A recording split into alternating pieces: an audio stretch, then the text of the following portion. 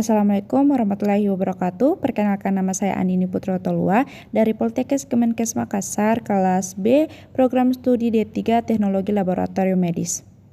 Di sini saya akan menjelaskan tentang sejarah yang ada di Museum Lagaligo. Baiklah, kita masuk ke sejarah kebudayaan dan lintas peradaban. Sejarah kebudayaan dan lintas peradaban Indonesia adalah rangkaian jejak kehadiran manusia Indonesia sejak zaman prasejarah sampai sekarang. Yang pertama yaitu zaman kolonial. Zaman kolonial ditandai dengan masuknya pengaruh Eropa dan pemerintahan kolonial Belanda dan Jepang. Salah satu peninggalannya yaitu pistol, katana, peluru, meriam. Yang kedua yaitu zaman berburu dan mengumpulkan makanan tingkat awal atau Paleolitikum. Pada zaman Paleolitikum adalah awal dijumpainya bukti budaya tertua di Sulawesi Selatan. Contohnya yaitu kapal genggam, kapal perimbas, kapal penetak, dan alat serpi. Yang ketiga yaitu zaman berburu dan mengumpul makanan tingkat lanjut atau Mesolitikum. Pada masa ini kehidupan manusia mulai berkembang walaupun cara kehidupan mereka masih sama pada umumnya seperti pada zaman Paleolitikum. Adapun peninggalannya yaitu mata panah bergerigi, alat serpi, sampah dapur. Yang keempat yaitu zaman Perundagian. Peninggalannya berupa kapak corong, manik-manik, gelang kerang, gelang perunggu, dan arca Buddha. Zaman bercocok tanam atau Neolitikum. Zaman Neolitikum merupakan masa terjadinya revolusi kehidupan yang sangat penting dalam sejarah, yaitu perubahan kehidupan secara mendasar dari mengumpulkan makanan ke kehidupan yang memproduksi makanan. Peninggalan pada zaman ini berupa beliung persegi, kapak lonjong, tembakar berluas, batu, manik-manik. Ini adalah peta dari Sulawesi Selatan. Selanjutnya kita akan masuk ke penjelasan tentang kerajaan-kerajaan yang ada di Sulawesi Selatan. Yang pertama yaitu Kerajaan Bone. Peninggalan Kerajaan Bone antara lain yang pertama Sambangeng Pulaweng atau Salempang Emas, terbuat dari perak, sepuh emas, berbentuk rantai. Yang kedua yaitu Latea Riduni disebut dengan Alameng, sarung dan hulunya berlapis emas. Yang terakhir yaitu keris Lamakawa, disebut juga Tapitata Rapeng. Keris ini sangat berbisa sehingga sekali tergores dalam sekejap akan meninggal. Yang kedua yaitu Kerajaan Goa Talo. Peninggalan pusaka Kerajaan Goa yang pertama yaitu Salokoa atau mahkota Kerajaan Goa, terbuat dari perak, sepuah emas, berbentuk seperti kuncup bunga teratai yang mempunyai 5 helai kelopak dan diberi perhiasan permata sebanyak 250 biji. Yang kedua yaitu Sudanga, terbuat dari kayu dan besi berbentuk lebar panjang. Ketiga yaitu Ponto Janga-Janga, terbuat dari perak, sepuh emas, berbentuk naga melingkar, berkepala 2 dan berkepala 1. Dan yang terakhir yaitu Kolaga, sebuah rantai emas pemberian dari kerajaan suku Filipina Selatan. Yang ketiga yaitu Kerajaan Luwu. Menurut para ahli sejarah, Kerajaan Luwu berkembang pada abad ke-9 Masehi hingga abad ke-16 Masehi. Kerajaan Luwu salah satu kerajaan tertua di Sulawesi Selatan yang berada di ujung utara Teluk Bone. Peninggalan dari Kerajaan Luwu berupa yang pertama bendera Mecange, terbuat dari kain satin berwarna dasar putih berbentuk segi 4 panjang. Yang kedua yaitu bendera Kamue, terbuat dari kain satin berbentuk persegi panjang dengan warna dasar ungu, satu dalam bahasa Bugis disebut Kamummo. Yang ketiga yaitu naskah Lagaligo. Ini adalah kota Palopo.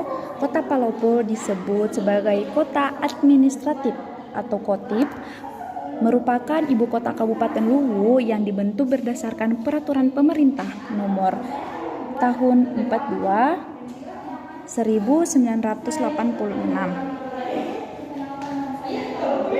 Ini adalah sejarah Kota Parepare. Kota Parepare dahulunya merupakan semak-semak belukar yang diselang-selangi oleh lubang-lubang tanah yang agak miring sebagai tempat yang pada keseluruhannya tumbuh secara liar tidak teratur mulai dari utara hingga ke jurusan selatan kota. Kemudian melalui proses pengembangan sejarah sedemikian rupa daratan itu dinamakan Kota Parepare.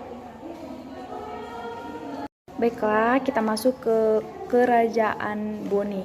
Bone adalah nama Bugis kuno berarti pasir.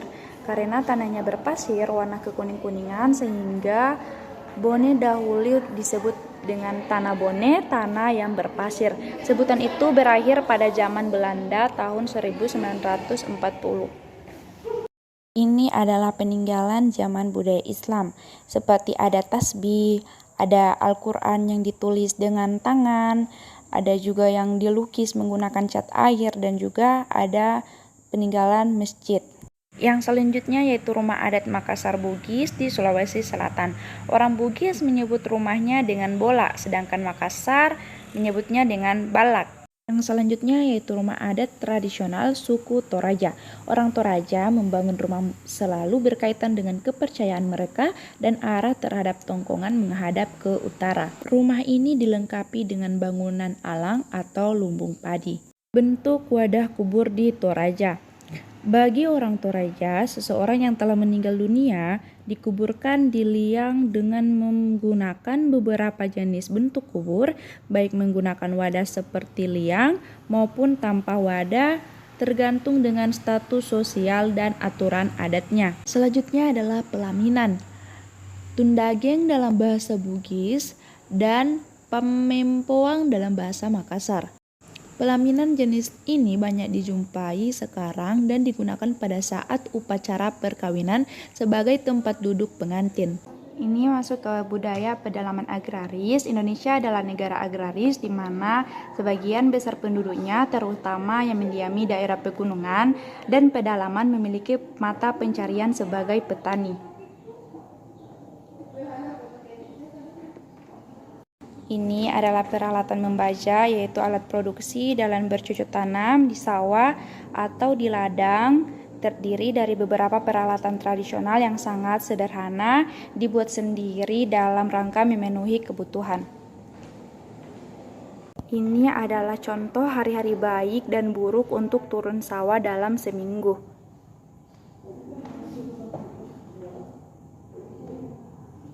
Ini adalah lapipat teke, berfungsi sebagai kelengkapan alat angkutan hewan yang digunakan sebagai pengalas punggung kuda yang akan menahan beban angkutan hasil panen.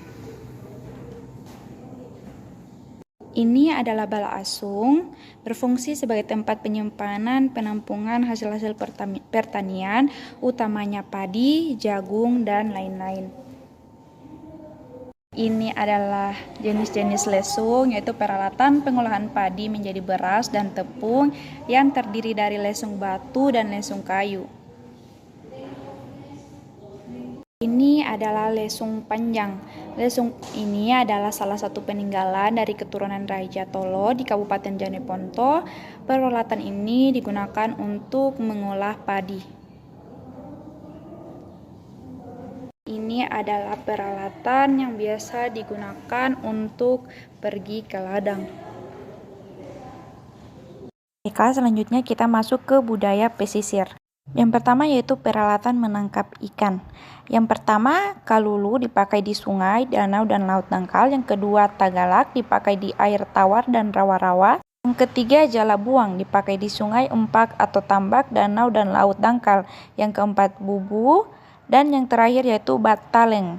Bataleng yaitu tempat penampungan ikan hasil tangkapan nelayan. Ini adalah perahu pinisi. Pinisi pertama kali dibuat oleh Saweri Gading, putra mahkota Kerajaan Luwu, untuk digunakan belayar ke negeri Tiongkok. Ini adalah bagang perahu. Bagang adalah salah satu sarana yang digunakan untuk menangkap ikan di sungai, danau, dan laut. Selanjutnya yaitu peralatan belayar.